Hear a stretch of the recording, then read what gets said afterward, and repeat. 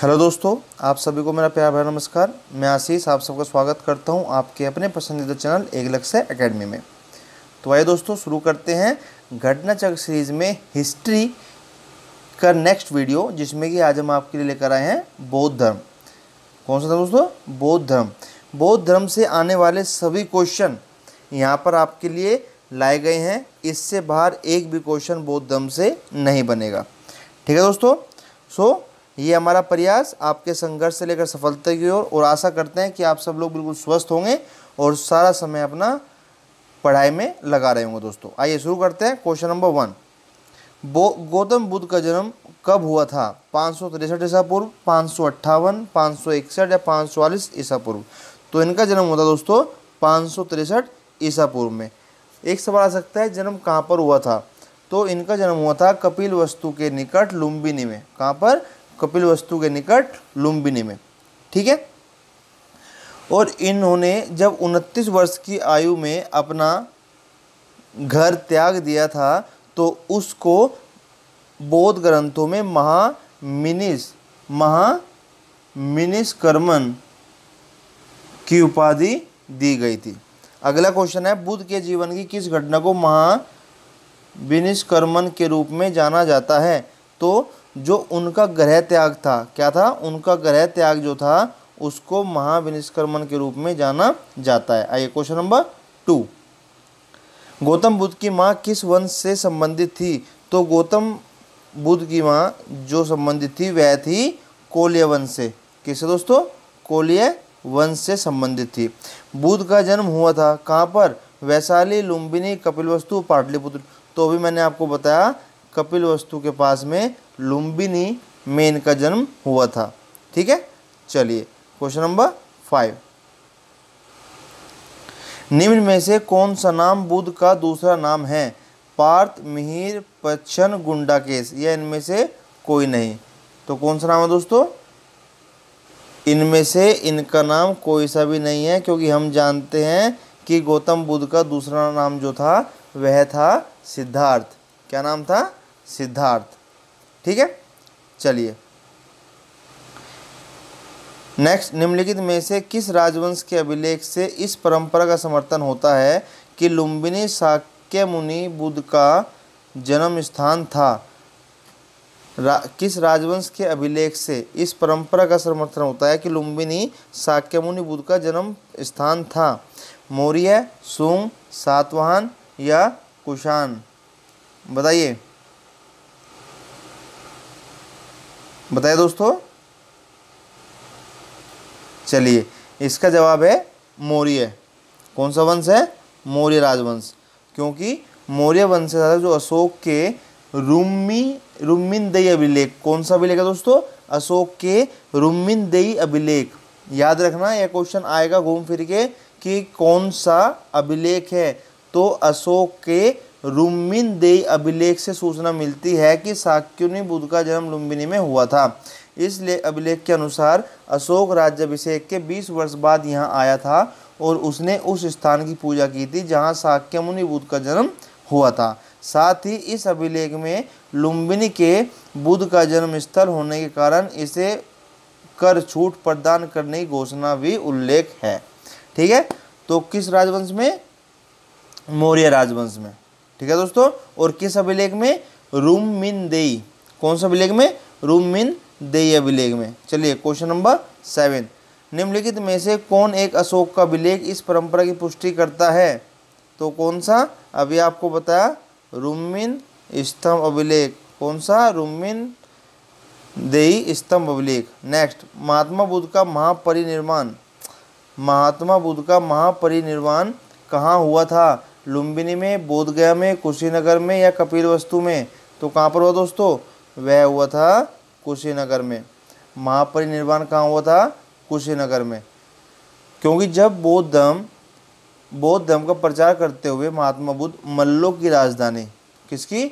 मल्लों की राजधानी पावा पहुँचे, जहाँ वे चूंद नामक लुहार की आम्र वाटिका में ठहरे। उसने बुद्ध को शुकरमद खाने को दिया। इससे उन्हें रक्तातिसार हो गया और भयानक पीड़ा उत्पन्न हुई। इस वेदना के बाद भी वे कुशीनगर जो कुशीनारा है, जो कि मल्ल गणराज्य की राजधानी है, पहुँचे और वहीं पर 483 ईस्वी पूर्व में 80 वर्ष की अवस्था में उन्होंने शरीर त्याग दिया और बौद्ध ग्रंथों में इसे महापरिनिर्वाण कहा गया है। ठीक है, चलिए, तो यहाँ पर आपको यह भी पता लग गया कि महापरिनिर्वाण किसको कहा गया है।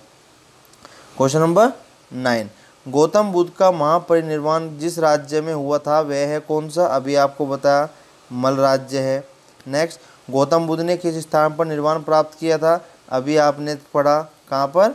कुशीनारा में किया था। कहाँ पर? कुशीनारा में।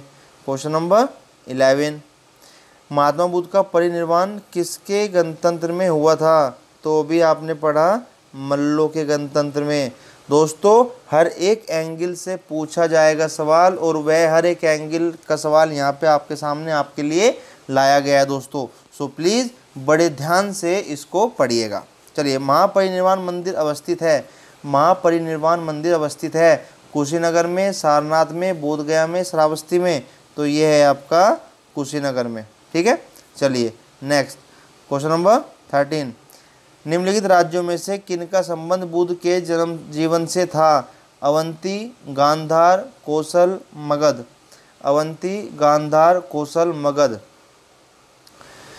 इन विकल्प में से जो विकल्प दिए गए हैं, महाजनपदों में से कौशल एवं मगध महाजनपदों का संबंध बुद्ध के जीवन से था। गौतम बुद्ध ने अपनी शिक्षा के प्रचार प्रसार हेतु, किसके प्रचार? शिक्षा के प्रचार प्रसार हेतु मगध एवं कौशल दोनों राज्यों में भ्रमण किया था। तो मगध आपका 4, कौशल 3, तो तीनों 4, दैट मीन्स ऑप्शन आपका होगा इसका सी। तो याद रखना, अवंती और गांधार से कोई संबंध नहीं था, लेकिन मगध और कौशल से संबंध था, क्योंकि यहाँ पे शिक्षा का प्रचार प्रसार करने के लिए इन्हें घूमना पड़ा था। गौतम बुद्ध द्वारा अपने धर्म में दीक्षित, गौतम बुद्ध के द्वारा अपने धर्म में दीक्षित किया जाने वाला अंतिम व्यक्ति निम्नलिखित में से कौन था? आनंद, सारिपुत्र, मोगलान या सुबद? कौन था दोस्तों? तो वह आखिरी व्यक्ति कौन था? बताइए। सुबद। कौन था? सुबद था। कौन था दोस्तों? सुबद। अपने जीवन के अंतिम वर्ष में गौतम बुद्ध अपने शिष्य चूंद के यहाँ पावा पहुँचे, जहाँ शुकर माधव भोज्य सामग्री खाने से वे अतिसार रोग से पीड़ित हो गए। फिर वे पावा से कुशीनगर चले गए। वहीं पर सुबद को उन्होंने अपना अंतिम उपदेश दिया था। किसको? सुबद को। चलिए क्वेश्चन नंबर 15 पे चलते हैं। बुद्ध ने अपने जीवन की अंतिम वर्षा ऋतु कहाँ बिताई थी? बुद्ध ने अपने जीवन की अंतिम वर्षा ऋतु कहाँ बिताई थी? श्रावस्ती में, वैशाली में, कुशीनगर में, सारनाथ में। दोस्तों, हर एक क्वेश्चन को बड़े ध्यान से देना। तो बुद्ध ने अपने जीवन की अंतिम वर्षा ऋतु कहाँ बिताई थी? तो वह बिताई थी वैशाली में। कहाँ पर? वैशाली में। निम्नलिखित में से कौन सा एक बौद्ध मत में निर्वाण की अवधारणा की सर्वश्रेष्ठ व्याख्या करता है? तृष्णा रूपी अग्नि का शमन, स्वयं की पूर्णतः अस्तित्वहीनता, परमानंद एवं विश्राम की स्थिति, धारणातीत मानसिक अवस्था। तो बुद्ध के निर्वाण को मन की उस परम शांति के रूप में वर्णित किया है जो तृष्णा, क्रोध और दूसरी विषादकारी मन स्थितियों से परे है।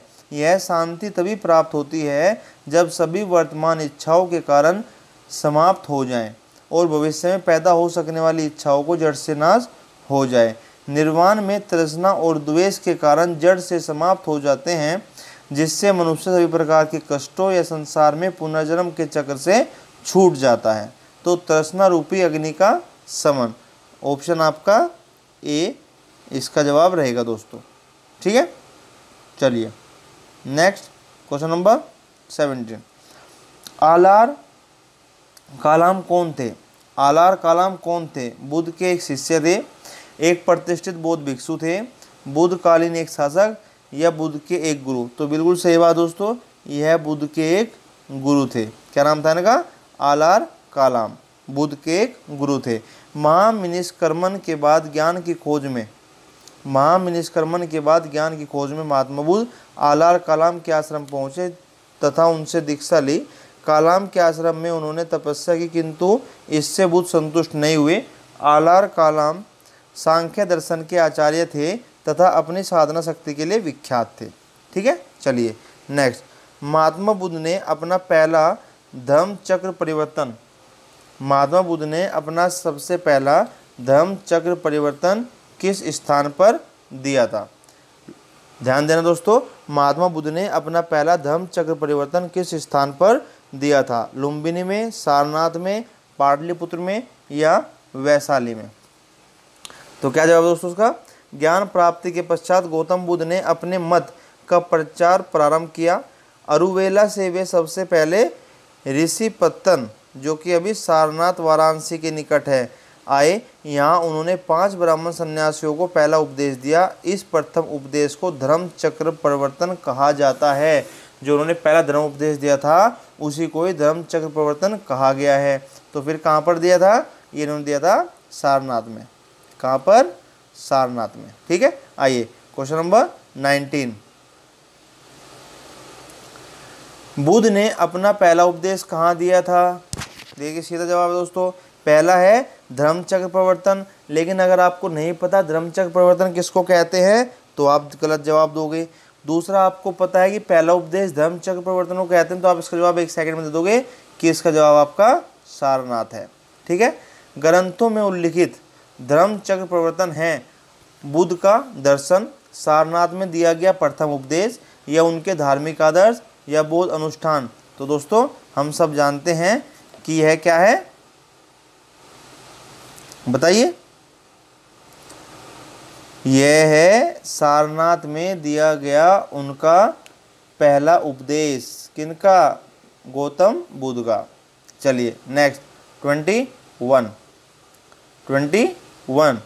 धर्म चक्र परिवर्तन किया गया था सांची में, श्रावस्ती में, सारनाथ में या बताइए वैशाली में? तो कहाँ किया गया था? यह किया गया था सारनाथ में। कहाँ पर? सारनाथ में। नेक्स्ट, बुद्ध ने सर्वाधिक उपदेश दिए थे। बुद्ध ने सर्वाधिक उपदेश दिए थे कहाँ पर? वैशाली में, श्रावस्ती में, कौशाम्बी में, राजगृह में? तो सबसे ज़्यादा जो उपदेश बुद्ध ने दिए वह श्रावस्ती में दिए। ठीक है, बुद्ध के सबसे अधिक शिष्य कौशल राज्य में हुए थे तथा यहाँ की राजधानी श्रावस्ती में ही उन्होंने सर्वाधिक उपदेश दिए थे। ठीक है, तो ये भी सवाल आ सकता है, सबसे ज़्यादा जो उनके शिष्य हुए थे कहाँ पर हुए थे? तो वह हुए थे कौशल राज्य में। और श्रावस्ती क्या है? श्रावस्ती कौशल राज्य की ही राजधानी है। ठीक है, आइए क्वेश्चन नंबर 23। बुद्ध कौशाम्बी किसके राज्यकाल में आए थे? बुद्ध कौशाम्बी में किसके राज्यकाल में आए थे? शतानिक, उदयन, बोधि, निचक्षु? शतानिक, उदयन, बोधि, निचक्षु? तो वे आए थे उदयन के समय में। किसके राज्यकाल में? उदयन। महात्मा बुद्ध वत्सराज उदयन के शासनकाल में कौशाम्बी आए थे। यहाँ उन्होंने 9वां विश्राम किया। कौन सा? 9वां विश्राम किया।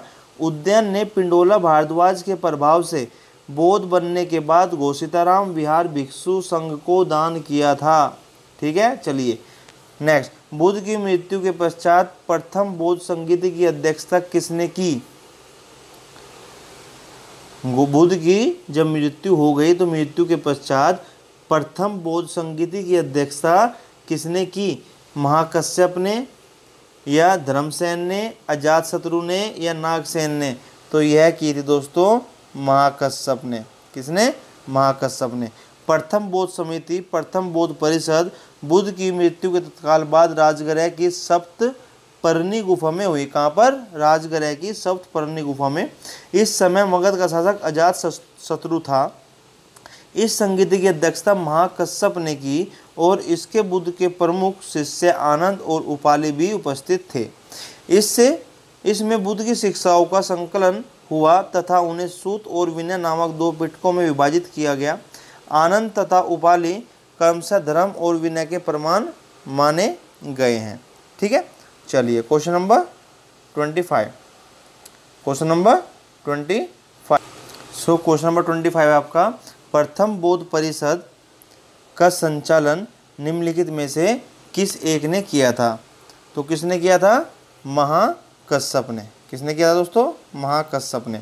सप्तपर्णी गुफा स्थित है कहाँ पर? अभी आपको बताई थी, सांची में, नालंदा में, राजगृह में, पावापुरी में। तो कहाँ पर है? राजगृह में। कहाँ पर है दोस्तों? राजगृह में। आइए क्वेश्चन नंबर 27। भगवान बुद्ध के महापरिनिर्वाण के बाद पहली बौद्ध संगति हुई थी कहाँ पर? राजगृह में, गया में, पाटलिपुत्र में, वैशाली में, या किसी में से नहीं? तो अभी हमने पढ़ा था पहली संगति कहाँ पर हुई थी? राजगृह के सप्तपर्णी गुफा में हुई थी और अध्यक्ष कौन था? महाकश्यप। ठीक है, चलिए नेक्स्ट। कश्मीर में कनिष्क के शासनकाल में जो बौद्ध संगति आयोजित हुई, कश्मीर में कनिष्क के शासनकाल में जो बौद्ध संगति आयोजित हुई उसकी अध्यक्षता निम्नलिखित में से किसने की थी? यहाँ पे तो अजातशत्रु का शासन था और अध्यक्षता किसने की? महाकश्यप ने की। अब कश्मीर में जब कनिष्क का शासनकाल था तो उसमें बौद्ध संगति की अध्यक्षता किसने की थी? पाशव ने, नागार्जुन ने, शूद्रक ने, या वसुमित्र ने? बताइए, पाशव ने, नागार्जुन ने, शूद्रक ने, या वसुमित्र ने? तो दोस्तों वहाँ पर अध्यक्षता की थी वसुमित्र ने। किसने? वसुमित्र ने। ठीक है, चलिए। और यह संगति कौन सी थी? यह संगति थी दोस्तों चौथी। कौन सी? चौथी संगति थी। याद रखना, कौन संगति थी? चौथी संगति थी। ठीक है, और यह कश्मीर के कुंडलवन में हुई थी। कहाँ पर? कश्मीर के कुंडलवन में। ध्यान रखना, चार चीज़ बताइए आपको यहाँ पर। एक तो अध्यक्षता किसने की? वसुमित्र ने की। कौन सी संगति थी? चौथी संगति थी। और हुई कहाँ पर थी? कश्मीर के कुंडलवन में हुई थी। ठीक है, चलिए नेक्स्ट क्वेश्चन नंबर 29। बौद्ध धर्म की महायान शाखा औपचारिक रूप से किसके शासनकाल में प्रकट हुई? बौद्ध धर्म की महायान शाखा औपचारिक रूप से किसके शासनकाल में प्रकट हुई? अजातशत्रु, अशोक, धर्मपाल, कनिष्क? तो दोस्तों यह हुई कनिष्क के शासनकाल में। बौद्ध धर्म की महायान शाखा औपचारिक रूप से किसके शासनकाल में प्रकट हुई? यह हुई कनिष्क के शासनकाल में। चलिए क्वेश्चन नंबर 30। कनिष्क के शासनकाल में बौद्ध सभा किस नगर में आयोजित की गई? तो हमने अभी पढ़ा कश्मीर में की गई। कहाँ पे? कश्मीर में। और इसका अध्यक्ष कौन था? इसका अध्यक्ष था दोस्तों वसुमित्र। कौन था? वसुमित्र। चलिए क्वेश्चन नंबर 31। किस शासक के काल में चतुर्थ बौद्ध संगति का आयोजन कश्मीर में हुआ था? वेरी गुड क्वेश्चन दोस्तों। तो कहाँ हुआ था? किसके शासनकाल में? कनिष्क के शासनकाल में हुआ था। निम्नलिखित 4 स्थानों में हुई बौद्ध संगतियों का सही कालक्रम नीचे दिए गए कूट से ज्ञात करें। वैशाली, कुंडलवन, राजगृह, पाटलिपुत्र। तो आपको यहाँ पे दो तो पता होना चाहिए दोस्तों कि राजगृह और कुंडलयन, राजगृह में पहली हुई थी और कुंडलयन में चौथी हुई थी। अब बची दूसरी और तीसरी। तो ये आपको मैं बता देता हूँ कि आपका जो द्वितीय बौद्ध संगति हुई थी वह काशालोक के शासनकाल में बुद्ध की मृत्यु के 100 साल बाद वैशाली में हुई थी। और तीसरी हुई थी मौर्य सम्राट अशोक के शासनकाल में पाटलिपुत्र में। तो इसका क्या हुआ? इसका आंसर आएगा आपका राजगृह, कुंडलयन और वैशाली, पाटलिपुत्र। सॉरी, राजगृह, वैशाली, पाटलिपुत्र, कुंडलयन। सो 2 3 1 4 2 3 2 3 1 4 2 1 4 3। हाँ, 2 1 4 3 2 1 4 3। तो ऑप्शन हो जाएगा इसका आपका डी। कौन सा हो जाएगा दोस्तों? Option D. कि पहली हुई थी राजगृह में, आपको पता है। चौथी हुई थी कुंडलयन में। राजगृह में अजातशत्रु शासनकाल था और क्रय किसने थी? बताइए, नाम याद होना चाहिए, महाकश्यप ने। उसके बाद आपकी जो वैशाली में दूसरी हुई थी, यहाँ पर कालाशोक का शासनकाल था। ठीक है, और तृतीय में अशोक सम्राट का शासनकाल था, पाटलिपुत्र में हुई थी। और उसके बाद जो तीसरी के कौन थे? तीसरी के जो आयोजक थे, जो इनके अध्यक्ष थे, वह थे मोगलिपुत। कौन थे? मोगलिपुत। और चौथी हुई थी कनिष्क के शासनकाल में, जो कि कुंडलवन कश्मीर में हुई थी, और इसके अध्यक्ष वसुमित्र थे। ठीक है, चलिए नेक्स्ट 33, क्वेश्चन नंबर 33, द्वितीय बौद्ध समिति का आयोजन कहाँ हुआ था? अभी हमने पढ़ा कहाँ पर हुआ था, वैशाली में हुआ था। ठीक है, तृतीय बौद्ध समिति किस स्थान पर बुलाई गई थी? अभी हमने पढ़ा पाटलिपुत्र में, जब मौर्य शासन अशोक का शासनकाल था। ठीक है, चलिए नेक्स्ट 35, प्रथम बौद्ध समिति का आयोजन हुआ था, प्रथम सबसे पहली तो कहाँ पर? अजातशत्रु के शासनकाल में। हमने पढ़ा था किस शासनकाल में? अजातशत्रु के शासनकाल में हुआ था। निम्नलिखित में से किस नगर में प्रथम बौद्ध सभा आयोजित की गई थी? नालंदा, गया, राजगीर, बोध गया। तो कहाँ पर? हमें पता है राजगीर, जिसको राजगृह कहा जाता है, वहाँ पर आयोजित की गई थी। चलिए क्वेश्चन नंबर 37, निम्न में से किस शासक ने द्वितीय बौद्ध सभा का आयोजन किया था? दूसरी किसने की थी? अभी हमने पढ़ा था कालाशोक ने। किसने की थी? कालाशोक ने। चलिए, और कहाँ पर की थी? वैशाली में। नेक्स्ट, भारतीय कला में बुद्ध के जीवन की किस घटना का चित्रण मरग सहित चक्र द्वारा हुआ है? भारतीय कला में बुद्ध के जीवन की किस घटना का चित्रण मरग सहित चक्र द्वारा हुआ है? महाविनिष्क्रमण या संबोधि, प्रथम उपदेश या निर्वाण? तो यह हुआ दोस्तों प्रथम उपदेश। क्या हुआ है? प्रथम उपदेश। भारतीय कला में बुद्ध के जीवन के प्रथम उपदेश का चित्रण मरग सहित चक्र द्वारा हुआ। बुद्ध ने अपना प्रथम उपदेश सारनाथ में मरगदाव हरिण वन, हिरण का वन है, उसमें दिया था। ठीक है, चलिए 39, बुद्ध के जीवन की 4 महत्वपूर्ण घटनाओं और उनसे संबंध 4 स्थानों का नीचे उल्लेख है। ठीक है, तो कौन सा कहाँ पर हुआ? जन्म कहाँ पर हुआ? लुम्बिनी में। Very good. ज्ञान प्राप्ति कहाँ पर हुई? बताइए, ज्ञान प्राप्ति कहाँ पर हुई? बोध गया। प्रथम प्रवचन कहाँ पर दिया था? प्रथम प्रवचन कहाँ पर दिया था? बताइए, सारनाथ में। और निधन कहाँ हुआ? कुशीनारा में। ठीक है, तो इसका ऑप्शन आपका हो जाएगा दोस्तों सी। ऑप्शन क्या हो जाएगा? सी। एक बार फिर रिवाइज कर लीजिए। जन्म कहाँ हुआ? लुम्बिनी में। ज्ञान प्राप्ति कहाँ हुई? बोध गया में। प्रथम प्रवचन कहाँ दिया? सारनाथ में। और निधन कहाँ हुआ? कुशीनगर में। ठीक है, चलिए 40, फिर सूची दी हुई है दोस्तों। इस सूची में इनका जन्म कहाँ हुआ है? बताइए कहाँ पर? घोड़ा, कमल, मतलब ये इनके नाम हैं, और एक तरफ चिन्ह है और एक तरफ उनके अर्थ है कि चिन्ह का क्या अर्थ है, यह आपको इसमें बताना है। जन्म चिन्ह है प्रथम प्रवचन, महाबोधि, त्याग, बोधिवक्ष, धर्मचक्र परिवर्तन, घोड़ा और कमल। तो जन्म का आएगा कमल। जन्म का क्या चिन्ह है? अर्थ क्या है? कमल। प्रथम प्रवचन का अर्थ क्या है? धर्मचक्र परिवर्तन। महाबोधि का अर्थ क्या है? बोधिवक्ष। और त्याग का अर्थ क्या है? घोड़ा। तो ऑप्शन इसमें आपका हो जाएगा डी। ऑप्शन क्या हो जाएगा दोस्तों? डी। ठीक है, एक बार फिर आप रिवाइज कर सकते हैं। जन्म के लिए अर्थ है कमल, प्रथम प्रवचन का है धर्मचक्र परिवर्तन, और महाबोधि का है बोधिवक्ष, और त्याग का है कमल। चलिए क्वेश्चन नंबर 41 पे चलते हैं दोस्तों। करमापा लामा तिब्बत के बुद्ध संप्रदाय के किस वर्ग का है? करमापा लामा तिब्बत के बुद्ध संप्रदाय के किस वर्ग का है? गेलुगपा, कंगयुपा, साक्यपा, लिंगमापा।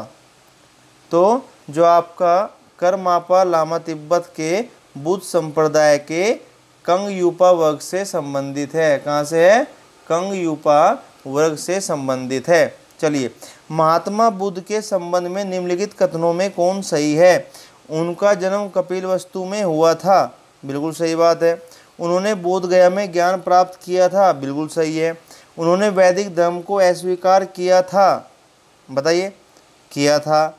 उन्होंने आर्य सत्य का प्रचार किया था, यह भी किया था। तो यहाँ पे ये चारों ही सही हैं, तो ऑप्शन आ जाएगा आपका डी। ठीक है दोस्तों, चलिए क्वेश्चन नंबर 43 क्या है? बोध गया में महाबोधि मंदिर बनाया गया। बोध गया में महाबोधि मंदिर बनाया गया जहाँ पर गौतम बुद्ध पैदा हुए थे, बिल्कुल गलत। गौतम बुद्ध को ज्ञान प्राप्त हुआ था, चलिए आगे देखते हैं। गौतम बुद्ध ने अपना प्रथम प्रवचन दिया था, बिल्कुल गलत। गौतम बुद्ध की मृत्यु हुई थी, बिल्कुल गलत। तो सही कौन सा दोस्तों? बी, क्योंकि यहाँ पर इनको ज्ञान प्राप्त हुआ था। ठीक है, चलिए 44 निम्नलिखित में से कौन सा बौद्ध पवित्र स्थल निरंजना नदी पर स्थित है? निम्नलिखित में से कौन सा बौद्ध पवित्र स्थल निरंजना नदी पर स्थित है? बोध गया, कुशीनगर, लुम्बिनी या ऋषिपतन? तो दोस्तों बोध गया आपका कहाँ पर? निरंजना नदी पर स्थित है। कहाँ पर? निरंजना नदी पर स्थित है। ठीक है, और निरंजना नदी का आधुनिक नाम अगर आपसे पूछा जाए तो निरंजना नदी का आधुनिक नाम है फाल्गु नदी। क्या नाम है? फाल्गु नदी। ठीक है, क्या नाम है? फाल्गु नदी। चलिए नेक्स्ट 45 बुद्ध के उपदेश। बुद्ध के उपदेश किससे संबंधित हैं? बुद्ध के उपदेश किससे संबंधित हैं? आत्मा संबंधी विवाद से, ब्रह्मचर्य से, धार्मिक कर्मकांड से, आचरण की शुद्धता व पवित्रता से। तो जो महात्मा बुद्ध के उपदेश हैं वह आचरण की पवित्रता एवं शुद्धता से संबंधित हैं। ठीक है, किससे? आचरण की पवित्रता एवं शुद्धता से संबंधित हैं। तो ऑप्शन डी इसमें आपका आंसर हो जाएगा।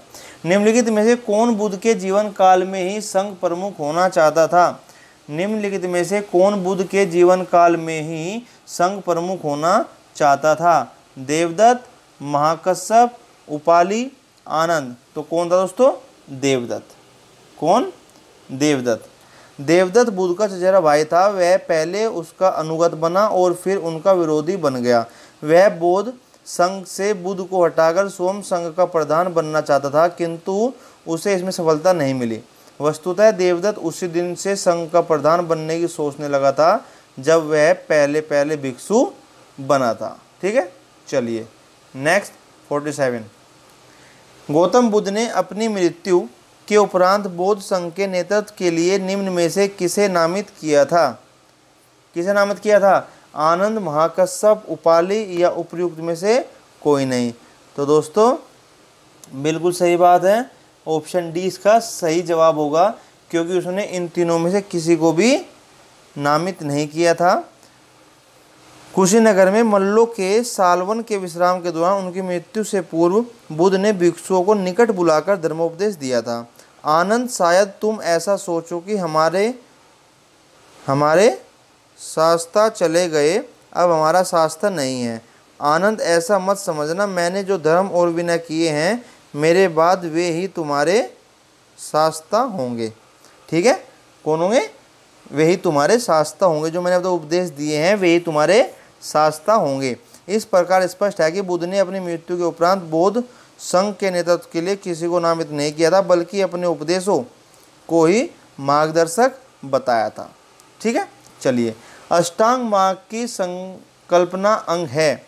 अष्टांग मार्ग की संकल्पना अंग है किसका? दीपवंश की विषय वस्तु का, दिव्यावदान की विषय वस्तु का, महापरिनिर्वाण की विषय वस्तु का, या धर्म चक्र परिवर्तन सूत्र की विषय वस्तु का।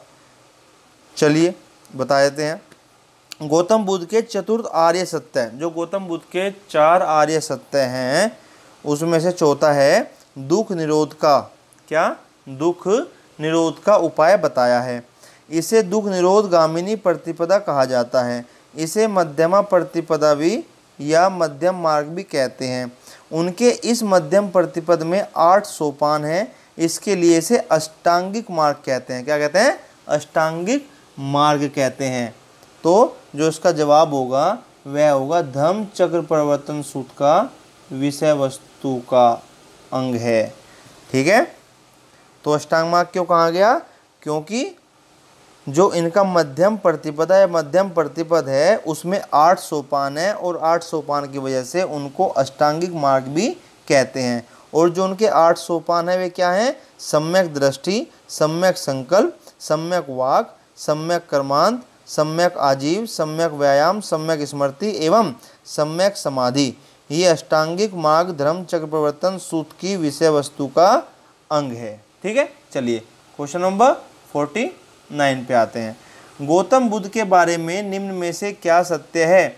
वे कर्म में विश्वास करते थे, आत्मा का शरीर से परिवर्तन मानते थे, निर्वाण प्राप्ति में विश्वास करते थे, ईश्वर की सत्ता में विश्वास करते थे। तो दोस्तों इसके सिर्फ पहले 3 सही हैं, चौथा सही नहीं है। जब केवल 3 सही हैं तो इसका आपका ऑप्शन हो जाएगा ए, क्योंकि बुद्ध कर्म में विश्वास करते थे, आत्मा का शरीर से परिवर्तन मानते थे कि भाई एक शरीर से दूसरे शरीर में आत्मा परिवर्तित होती रहती है, निर्वाण प्राप्ति में विश्वास करते थे, लेकिन वे ऐसा नहीं मानते थे कि ईश्वर की सत्ता में विश्वास नहीं करते थे। ठीक है, चलिए नेक्स्ट एक बार फिर बता देते हैं कि वे आत्मा में विश्वास न करते हुए पुनर्जन्म में विश्वास करते थे, वे निर्वाण प्राप्ति में विश्वास करते थे, किंतु ईश्वर की सत्ता में विश्वास नहीं करते थे। चलिए क्वेश्चन नंबर 50। बौद्ध संघ में भिक्षुनी के रूप में स्त्रियों के प्रवेश की अनुमति बुद्ध द्वारा दी गई थी। जब बौद्ध संघ था उसमें भिक्षुनी के रूप में स्त्रियों को प्रवेश की अनुमति बुद्ध द्वारा दी गई थी। कहाँ पर? श्रावस्ती में, वैशाली में, राजगृह में और कुशीनगर में। अपने प्रिय शिष्य आनंद के कहने पर बुद्ध ने वैशाली में स्त्रियों को बौद्ध संघ में भिक्षुनी के रूप में प्रवेश की अनुमति प्रदान की थी। बौद्ध संघ में सर्वप्रथम शामिल होने वाली स्त्री महाप्रजापति गौतमी थी। कौन थी? महाप्रजापति गौतमी थी। नाम पूछा जा सकता है, ध्यान रखना। महाप्रजापति गौतमी कहाँ दी थी? वैशाली में सबसे पहले अनुमति दी थी। आइए 51। त्रिपिटक क्या है? त्रिपिटक क्या है? गांधी जी के 3 बंदर हैं, ब्रह्मा विष्णु महेश है, महावीर के 3 नगीने हैं, यह बुद्ध के उपदेशों का संग्रह है। बिल्कुल सही है, यह बुद्ध के उपदेशों का संग्रह है। बुद्ध की मृत्यु के बाद उनकी शिक्षाओं को संकलित कर 3 भागों में बांटा गया। इन्हीं को त्रिपिटक कहते हैं। त्रिपिटक कौन कौन से हैं? एक तो है विनय पिटक, एक है सुत्त पिटक, एक है अमिधम पिटक। कौन से? विनय पिटक, सुत्त पिटक, अमिधम पिटक। Question number 52। निम्नलिखित में से किस बौद्ध ग्रंथ में संघ जीवन के नियम प्राप्त होते हैं? अब मैंने आपको 3 नाम बताए नियम, एक तो विनय पिटक, एक सुत्त पिटक और एक अभिधम पिटक। तो जो विनय पिटक होता है उसमें है संघ संबंधी नियम और आचार की शिक्षाएं। क्या है? संघ संबंधी नियम और आचार की शिक्षाएं। सुत्त पिटक में क्या है? धार्मिक सिद्धांत। अभिधम पिटक में क्या है? दार्शनिक सिद्धांत। अब क्वेश्चन है आपका, बौद्ध धर्म में संघ जीवन के नियम प्राप्त होते हैं किसमें? तो वह आपके होते हैं विनय पिटक में। किसमें होते हैं? विनय पिटक में। अगर यहाँ पे होता कि दार्शनिक सिद्धांत तो आप कहते अभिधम पिटक और धार्मिक सिद्धांत तो आप कहते सुत्त पिटक। ठीक है, चलिए क्वेश्चन नंबर 53। यमक बुद्ध पिटक से संबंधित है। यमक बुद्ध पिटक से संबंधित है। तो यमक किससे संबंधित है? यमक अभिधम पिटक में दार्शनिक सिद्धांतों का संग्रह मिलता है। ठीक है, अभिधम के अंतर्गत 7 ग्रंथ सम्मिलित हैं। कौन से? धम्म संगति, विभंग, धातु कथा, युगल पंचती, कथावत्थु, यमक तथा पठान।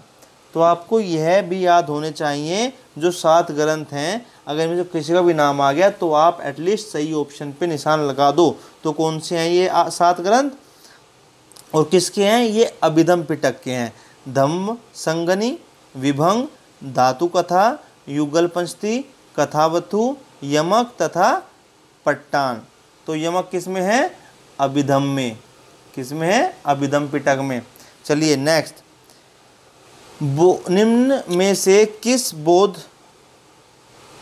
में से किस बौद्ध साहित्य में महात्मा बुद्ध के नैतिक एवं सिद्धांत संबंधित प्रवचन संकलित हैं? निम्न में से किस बौद्ध साहित्य में महात्मा बुद्ध के नैतिक एवं सिद्धांत संबंधित, तो यहाँ पर क्या है, नैतिक एवं सिद्धांत संबंधित, तो विनय, जातक, सूत, अभिधम।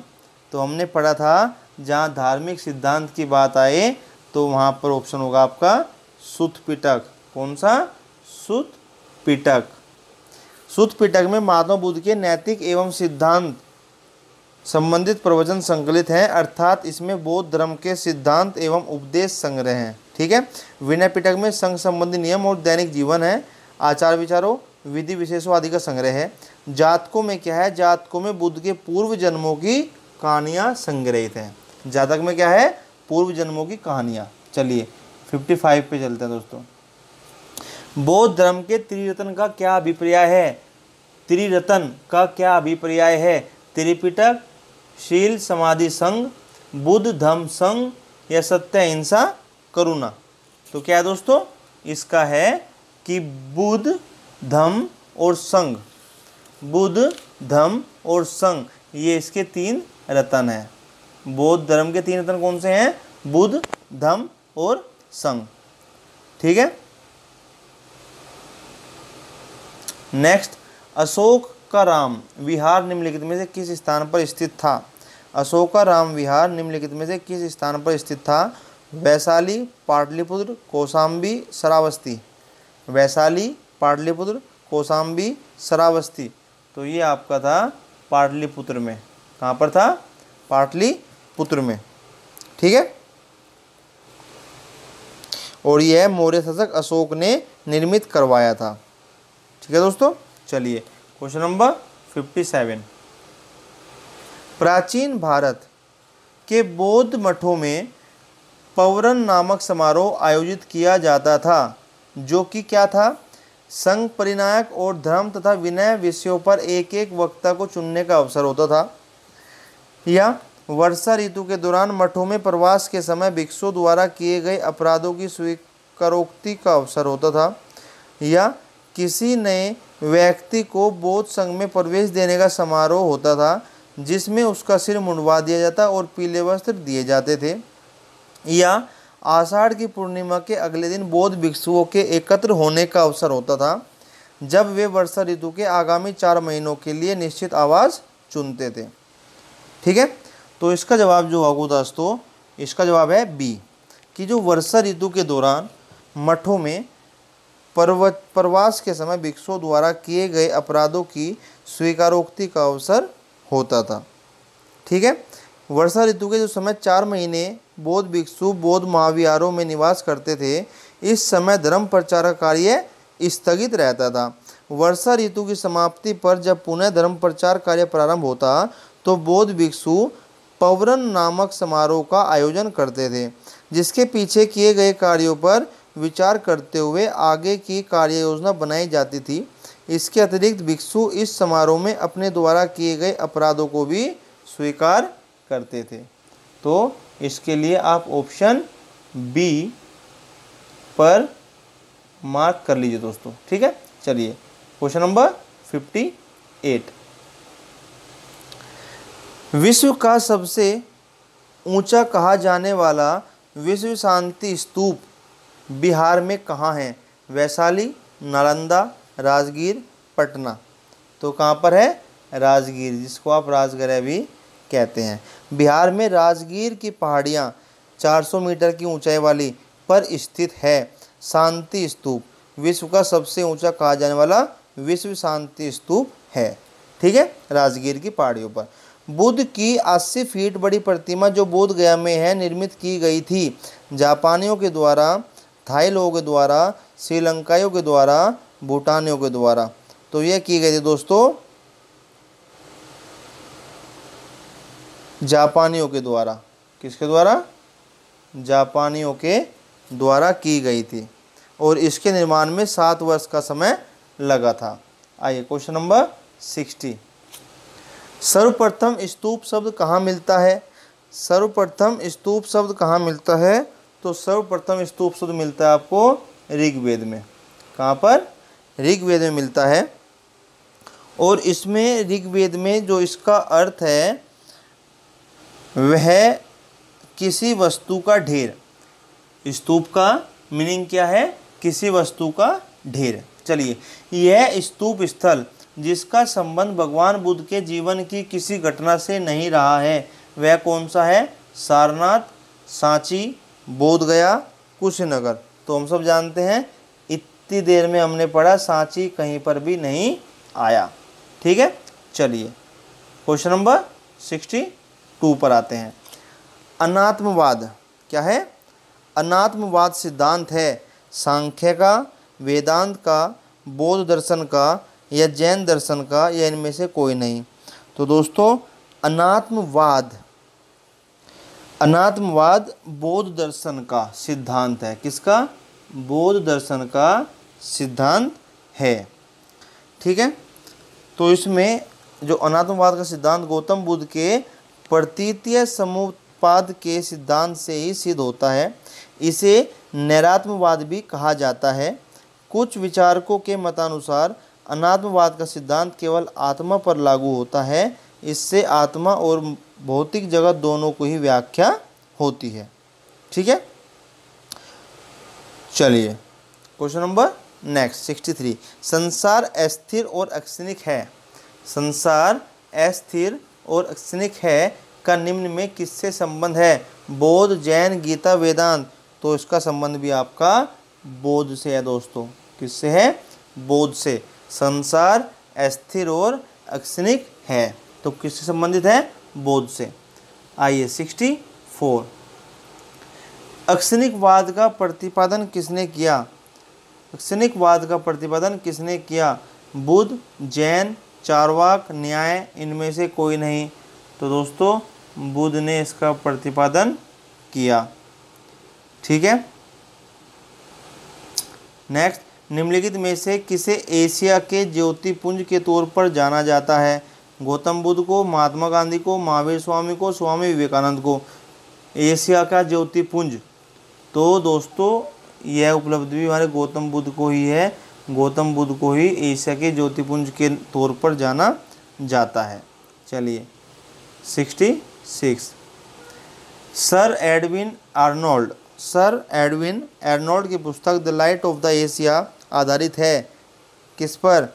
दिव्यावदान पर, ललित विस्तार पर, सुत पिटक पर, अम्बिधम पिटक पर। तो किस पर है? यह है ललिता विस्तार पर। किस पर दोस्तों? ललिता विस्तार पर। इस पुस्तक का जो प्रकाशन हुआ था वह 1879 ईस्वी में लंदन में किया गया था। ठीक है, चलिए नेक्स्ट। बौद्ध धर्म के महायान और हीनयान संप्रदायों में सर्वाधिक मौलिक अंतर निम्नलिखित में कौन सा है? अहिंसा पर बल है, जाति रहित समाज है, देवी देवताओं की पूजा है या स्तूप पूजा है? तो इसमें दोस्तों देवी देवताओं की पूजा है। ठीक है, हीनयान और महायान संप्रदायों में सर्वाधिक मौलिक अंतर देवी देवताओं की पूजा था। हीनयान में बुद्ध को एक महापुरुष माना जाता था, जबकि महायान, ध्यान देना, हीनयान में एक महापुरुष माना जाता था और महायान में उन्हें देवता माना गया तथा उनकी पूजा की जाने लगी। इसी के साथ ही उनके बौद्धिक तत्वों को भी पूजा जाने लगा। तो क्या है? एक महायान है, एक हीनयान है। तो हीनयान उन्हें महापुरुष मानते थे और महायान उन्हें देवता मानते थे। ठीक है, तो ये उनकी पूजा भी करते थे। चलिए 68। गौतम बुद्ध को एक देवता का स्थान किस राजा के युग में प्राप्त हुआ? एक देवता का स्थान किस राजा के युग में प्राप्त हुआ? अशोक, कनिष्क, चंद्रगुप्त, विक्रमादित्य, हर्ष। अशोक, कनिष्क, चंद्रगुप्त, विक्रमादित्य, हर्ष। तो उनको कनिष्क के शासनकाल में एक देवता की उपाधि या देवता का स्थान प्राप्त हुआ। जब चतुर्थ बौद्ध संगीति हुई थी तो हीनयान और महायान नामक दो स्पष्ट एवं स्वतंत्र संप्रदायों में विभक्त हो गया था। महायान शाखा में बुद्ध को देवता माना गया और उनकी पूजा की जाने लगी। इस प्रकार कनिष्क के काल में बौद्ध धर्म की महायान शाखा के तहत गौतम बुद्ध को एक देवता का स्थान प्राप्त हुआ। तो ये दोनों याद आप रखेंगे, महायान और हीनयान। महायान उनको देवता मानते थे, हीनयान को महापुरुष मानते थे। नेक्स्ट, गांधार शैली क्या है? गांधार शैली की मूर्ति कला में बुद्ध के सारनाथ में हुए प्रथम धर्मोपदेश से संबंध प्रवचन मुद्रा का नाम है क्या? अभय, ध्यान, धर्मचक्र, भूमि स्पर्श। तो हमने पढ़ा था धर्मचक्र। अगर हम पहले उपदेश की बात करें तो धर्मचक्र परिवर्तन कहा गया था दोस्तों। ठीक है, चलिए नेक्स्ट चलें, क्वेश्चन नंबर 70 पे चलते हैं। बुद्ध की खड़ी प्रतिभा निम्न में से किस काल में बनाई गई? गुप्त काल, कुषाण काल, मौर्य काल, गुप्तोत्तर काल। तो यह बनाई गई थी दोस्तों कुषाण काल में। कब? कुषाण काल में बनाई गई थी। चलिए नेक्स्ट चलते हैं, क्वेश्चन नंबर 71। भारत में पहले जिस मानव प्रतिमाओं को पूजा गया वह थी ब्रह्मा की, विष्णु की, बुद्ध की, शिव की। ध्यान से, भारत में पहले जिस मानव प्रतिमा को पूजा गया वह किसकी थी? वह थी आपकी, बताइए। मानव काल, भारत में सबसे पहले जिस मानव प्रतिमा को पूजा गया वह थी, बताइए, बुद्ध की प्रतिमा। मानव प्रतिमा, बुद्ध की प्रतिमा को पूजा गया। ठीक है, चलिए क्वेश्चन नंबर 72। देश में निम्न में से किसने मूर्ति पूजा की नींव रखी थी? जैन, बौद्ध, आजीविकों और वैदिक धर्म ने। तो किसने रखी थी? हम बता सकते हैं बड़े आसानी से, बौद्ध धर्म ने। मूर्ति पूजा की नींव बौद्ध धर्म ने रखी थी। सारनाथ की मूर्ति स्पर्श मुद्रा वाली, सारनाथ की मूर्ति स्पर्श मुद्रा वाली बुद्ध प्रतिमा कालांकित है? कुषाण काल से, गुप्त काल से, वर्धन काल से, राजपूत काल से। तो कालांकित है, किससे है? गुप्त काल से है। किससे है? गुप्त काल से है। इसके बारे में आपको बता देते हैं, थोड़ा ध्यान से सुनिएगा। भूमि स्पर्श मुद्रा की सारनाथ की जो बुद्ध मूर्ति वह गुप्त काल से संबंधित है। इसकी आध्यात्मिक अभिव्यक्ति, गंभीर मुस्कान एवं शांत ध्यानमग्न मुद्रा भारतीय कला की सर्वोच्च सफलता का प्रदर्शन करती है। ठीक है, चले नेक्स्ट पे, 74। भगवान बुद्ध की प्रतिमा कभी कभी एक हस्त मुद्रा युक्त दिखाई गई है जिसे भूमि स्पर्श मुद्रा कहा जाता है। यह किसका प्रतीक है? चलिए, मारकर दृष्टि रखने एवं अपने ध्यान में विघ्न डालने से मार को रोकने के लिए बुद्ध का धरती का आह्वान है। यह मार के प्रलोभनों के बावजूद अपनी सुचिता और शुद्धता का साक्षी होने के लिए बुद्ध का धरती का आह्वान है। यह बुद्ध का अपने अनुयायियों को स्मरण कराना कि वे सभी धरती से उत्पन्न होते हैं और अंततः धरती में विलीन हो जाते हैं, अतः जीवन संक्रमणशील है। इस संदर्भ में दोनों ही कथन ए और बी नहीं है। तो बताइए ऑप्शन क्या है दोस्तों इसका? ऑप्शन है इसका बी। क्या ऑप्शन है? बी, कि मार के प्रलोभनों के बावजूद अपनी सुचिता और शुद्धता का साक्षी होने के लिए बुद्ध का धरती का आह्वान है। ठीक है, चलिए क्वेश्चन नंबर 75। निम्नलिखित में से कौन से शासक ने बौद्ध मत के विस्तार में योगदान नहीं किया? हर्षवर्धन ने नहीं किया, कनिष्क ने नहीं किया, अशोक ने या पुष्यमित्र ने? तो हमें पता है कनिष्क ने भी किया, अशोक ने भी किया। अब बात यह हर्षवर्धन की और पुष्यमित्र संघ की। तो पुष्यमित्र संघ ने इसमें कोई योगदान नहीं दिया। पुष्यमित्र संघ ने इसमें कोई योगदान नहीं दिया। ठीक है, और बताइए नेक्स्ट क्वेश्चन पे चलें दोस्तों। नेक्स्ट क्वेश्चन है आपका क्वेश्चन नंबर 76। महायान बौद्ध धर्म में बोधिसत्व अवलोकितेश्वर को और किस अन्य नाम से जानते हैं? महायान बौद्ध धर्म में बोधिसत्व अवलोकितेश्वर को और किस अन्य नाम से जानते हैं? वज्रपाणि, मंजूश्री, पद्मपाणि, मैत्रेय। बताइए, और किस नाम से जानते हैं? तो वे जानते हैं पद्म मणि। किस नाम से दोस्तों? पद्म मणि के नाम से जानते हैं। चलिए क्वेश्चन नंबर 78 पे चलते हैं। क्वेश्चन नंबर 77 पे चलते हैं दोस्तों।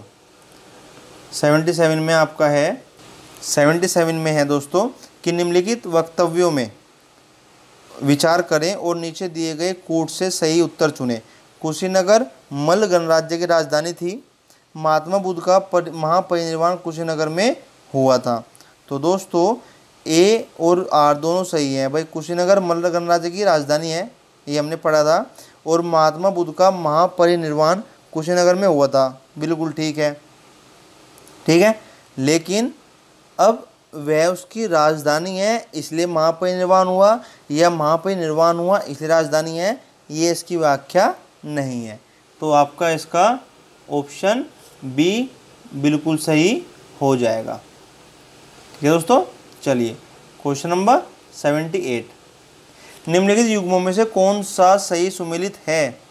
लोथल, सारनाथ, राजगीर, नालंदा। लोथल सही सुमेलित है।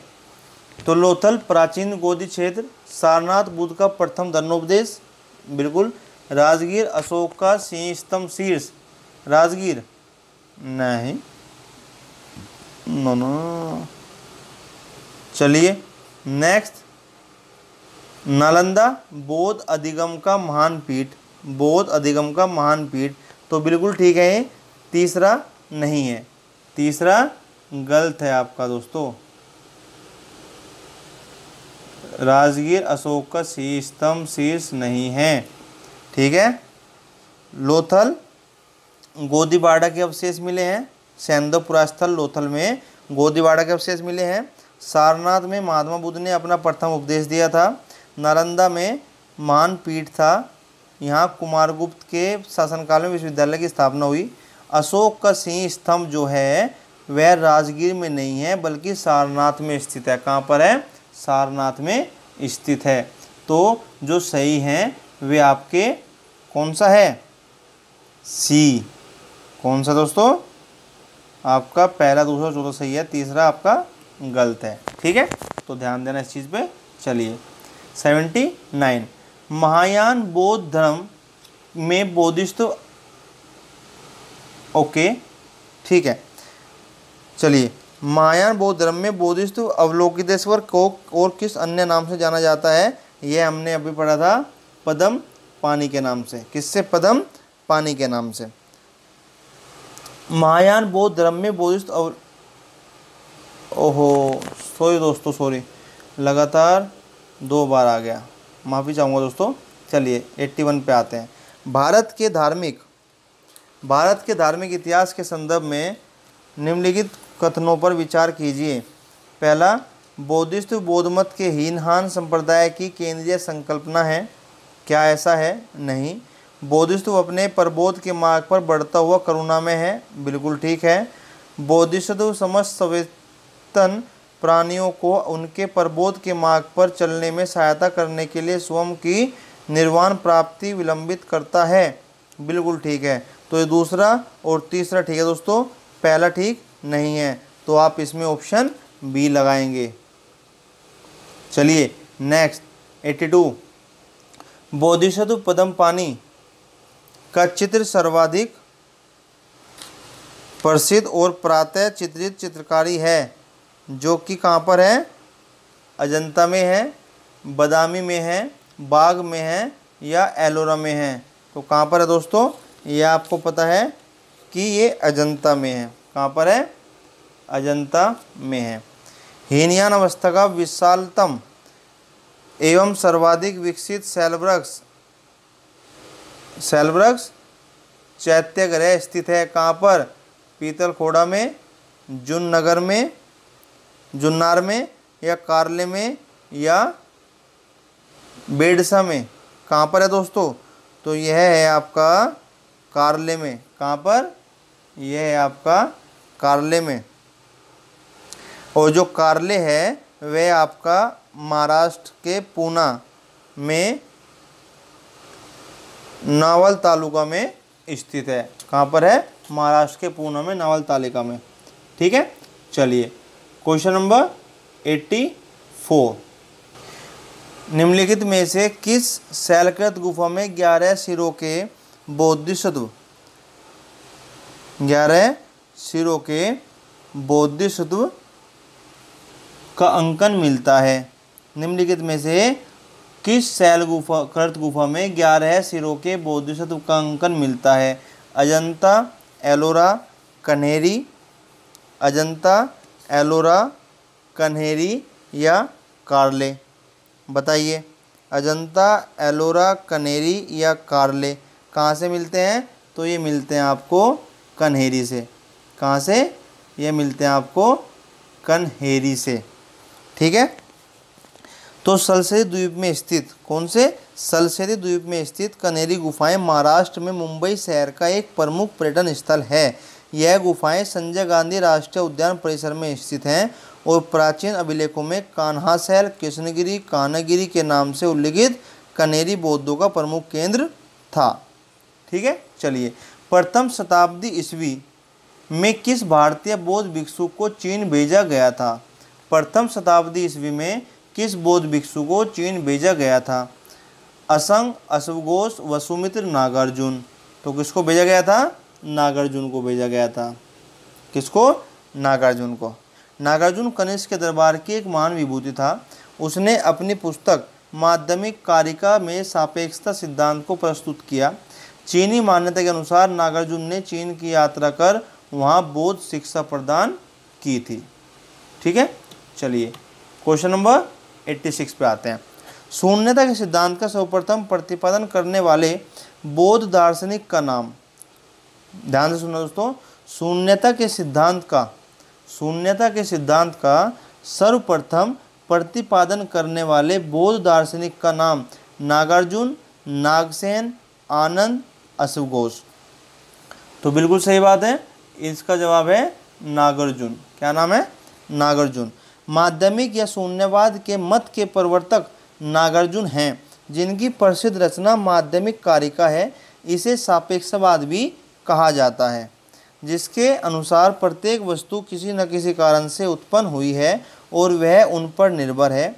नागार्जुन ने प्रतीतीय समुत्पाद को ही शून्यता कहा है।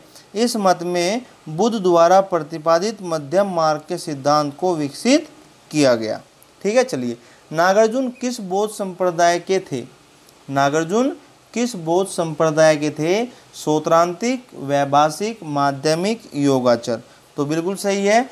अभी आपने इसका अंदाजा लगा लिया होगा कि वह माध्यमिक सिद्धांत के थे, क्योंकि उन्होंने शून्यता के सिद्धांत का सर्वप्रथम प्रतिपादन किया था। ठीक है दोस्तों, चलिए 88। वल्लभी विश्वविद्यालय स्थित था? वल्लभी विश्वविद्यालय स्थित था बिहार, उत्तर प्रदेश, बंगाल, गुजरात में। कहाँ पर था? तो यह था आपका गुजरात में। कहाँ पर? गुजरात में। प्राचीन काल में बौद्ध शिक्षा के 3 मुख्य केंद्र थे दोस्तों। एक नालंदा था, एक वल्लभी था और तीसरा विक्रमशिला। नालंदा बिहार में आधुनिक पटना के दक्षिण में लगभग 40 किलोमीटर दूर आधुनिक बड़गांव नामक ग्राम के समीप था। ठीक है, उसके बाद जो वल्लभी है वह गुजरात के काठियावाड़ क्षेत्र में, जो कि आधुनिक वल नामक स्थान पर स्थित है, वहाँ पर था। उसके बाद विक्रमशिला बिहार में आधुनिक भागलपुर से 24 मील पूर्व की ओर पत्थर घाट नामक पहाड़ी पर स्थित था। ठीक है, चलिए नालंदा विश्वविद्यालय तो हमने पढ़ा। वल्लभी कहाँ था? गुजरात में। नालंदा विश्वविद्यालय के स्थापन का युग है कौन सा? मौर्य, कुषाण, गुप्त, पाल।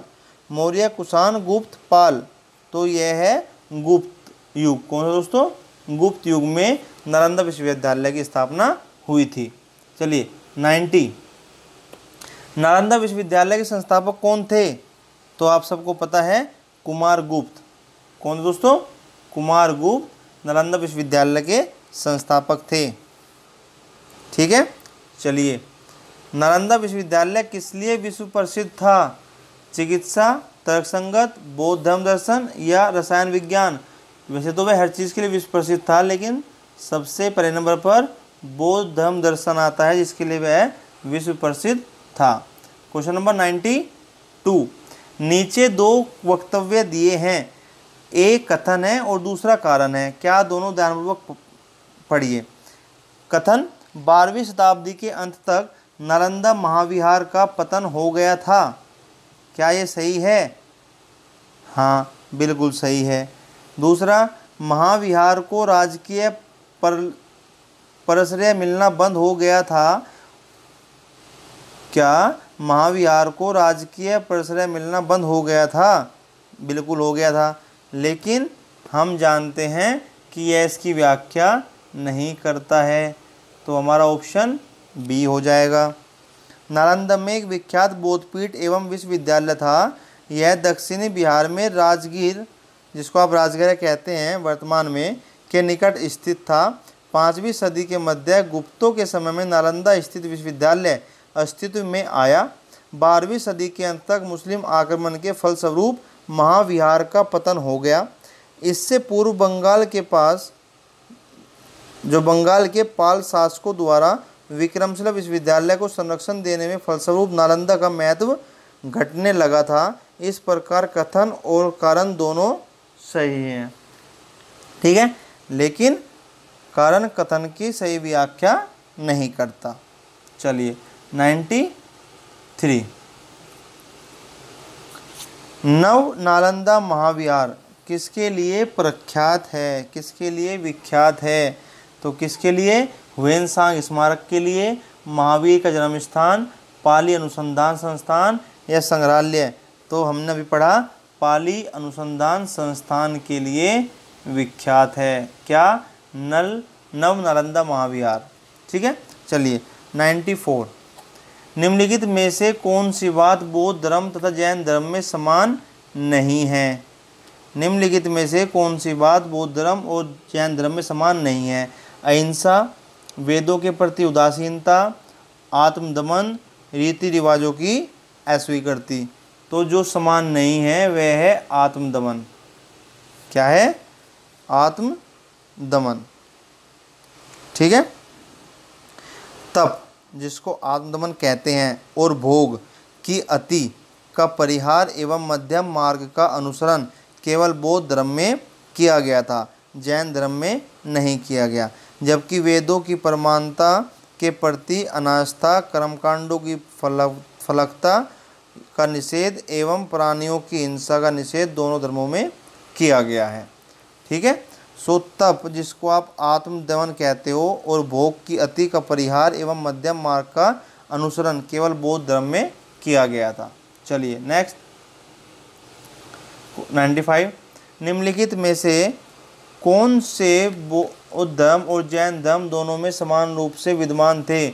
तप और भोग की अति का परिहार तो हमने पढ़ा, यह तो था ही नहीं पहला। तो वेद प्रामाण्य के प्रति अनास्था, बिल्कुल सही। कर्म कांडों की फलवत्ता का निषेध, बिल्कुल सही। प्राणियों की हिंसा का निषेध, बिल्कुल सही। तो दूसरा, तीसरा, चौथा सही है। इसका मतलब आपका ऑप्शन बी इसका आंसर होगा, ठीक है। चलिए 96 पर आइए दोस्तों। भगवान बुद्ध ने निम्नलिखित 4 आर्य सत्यों का प्रतिपादन किया।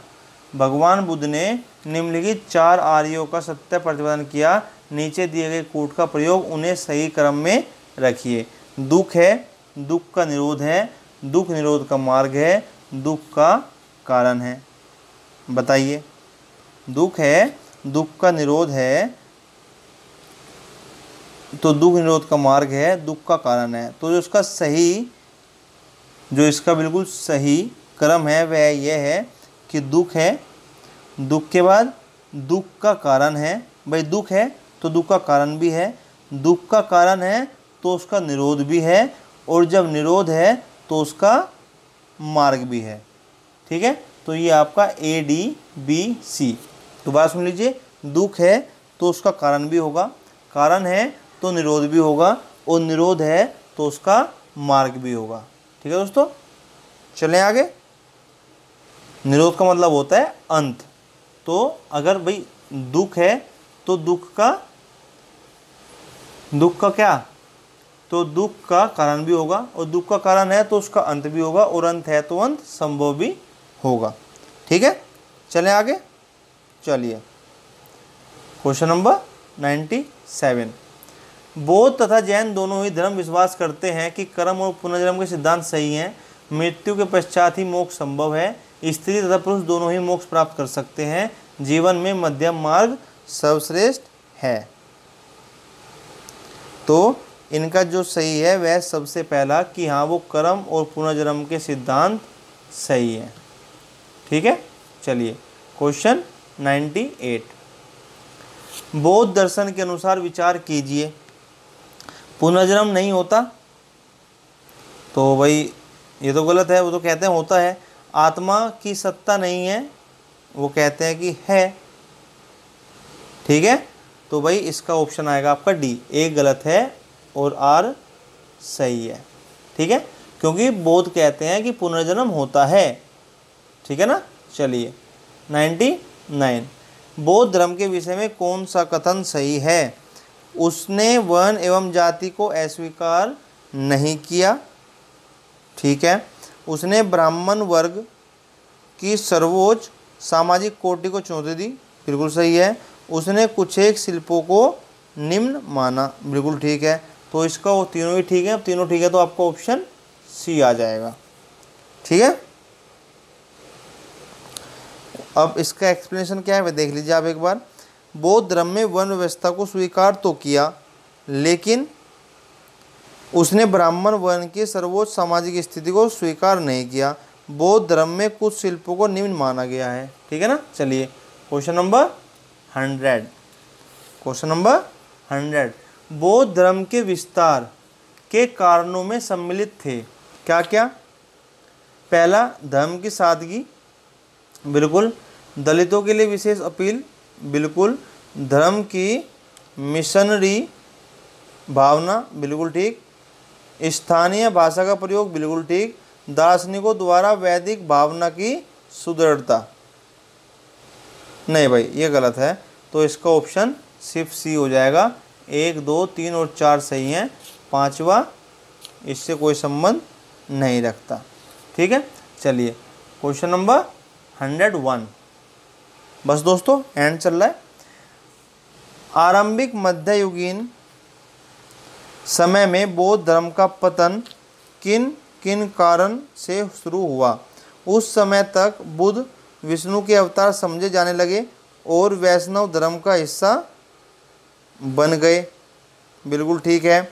अंतिम गुप्त राज के समय तक आक्रमण करने वाली मध्य एशिया की जनजातियों ने हिंदू धर्म को अपनाया और बौद्ध को सताया, बिल्कुल गलत है, ऐसा नहीं हुआ था। गुप्त वंश के राजाओं ने बौद्ध धर्म का पुरजोर विरोध किया, नहीं, वो तो हमने पहले समर्थन किया था। ठीक है, तो इसका सिर्फ पहला वाला सही है कि उस समय तक बुद्ध विष्णु के अवतार समझे जाने लगे और वैष्णव धर्म का हिस्सा बन गए। ठीक है, तो इसका आएगा आपका ए, केवल एक। 102। भारत के धार्मिक इतिहास के संदर्भ में निम्नलिखित कथनों पर विचार कीजिए। सौत्रांतिक और सम्मितीय जैन मत के संप्रदाय थे क्या दोस्तों? नहीं थे।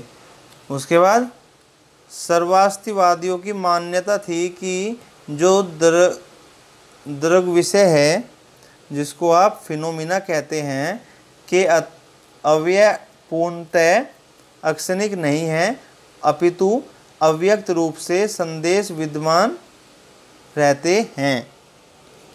तो बताइए, इसका सिर्फ दूसरा सही है दोस्तों, पहला गलत है। ठीक है, चलिए क्वेश्चन नंबर 103। Question number 103। निम्नलिखित कथनों पर विचार करें। चैत्य तथा विहार में क्या अंतर है? विहार पूजा स्थल होता है, चैत्य बौद्ध भिक्षुओं का निवास, गलत बात। चैत्य पूजा स्थल है और विहार निवास स्थान है, ये ठीक है। चैत्य पूजा स्थल होता है और विहार निवास स्थान है, तो आपका ऑप्शन बी इसका बिल्कुल सही जवाब होगा दोस्तों। 104। सुल्तानी युग में बौद्धों की कौन सी शाखा सबसे प्रभावशाली थी? सुल्तानी युग में बौद्धों की कौन सी शाखा सबसे प्रभावशाली थी? थेरवाद, हीनयान, वज्रयान या तंत्रयान? तो कौन सी दोस्तों? वज्रयान। कौन सी थी सबसे शक्तिशाली? वज्रयान। मध्यकाल में बौद्धों की वज्रयान शाखा सबसे अधिक प्रभावशाली थी। वज्रयान का सबसे अधिक विकास 8वीं शताब्दी में हुआ था तथा इसके सिद्धांत मंजूश्री, मूलकल्प तथा गुह्य समाज नामक ग्रंथों से मिलते हैं। ठीक है दोस्तों। सो दोस्तों 105 क्वेश्चन नंबर 105, कुछ शैलकृत बौद्ध गुफाओं को चैत्य कहते हैं जबकि अन्य को विहार, दोनों में क्या अंतर है? तो अंतर हम बता चुके हैं कि चैत्य पूजा स्थल होता था, चैत्य पूजा स्थल होता था और विहार बौद्ध भिक्षुओं का निवास स्थान होता था। ठीक है दोस्तों, तो इसका ऑप्शन भी बी होगा। आइए, सो दोस्तों ये थे हमारे बुद्ध से 105 सवाल। इसके अलावा इनसे कोई सवाल नहीं बनेगा और इनसे ही आपके सवाल पूछे जाएंगे। हाँ, लेकिन जो मैंने एक्सप्लेनेशन बताया है उनको भी ध्यान से सुनना दोस्तों, क्योंकि उनमें से भी आपके 1-2 क्वेश्चन आ सकते हैं। साथ बने रहने के धन्यवाद। उम्मीद करता हूँ कि आपको प्रयास अच्छा लगा होगा। कमेंट में ज़रूर बताएं कि क्या ऐसा ही आपको और भी प्रश्न चाहिए। ठीक है दोस्तों, तो उम्मीद करता हूँ आपको सब अच्छा लगा होगा। अगली वीडियो में मिलते हैं जैन धर्म को साथ में लेकर, उसके क्वेश्चनों को लेकर। ठीक है दोस्तों, तब तक के लिए नमस्कार, धन्यवाद, बाय बाय दोस्तों।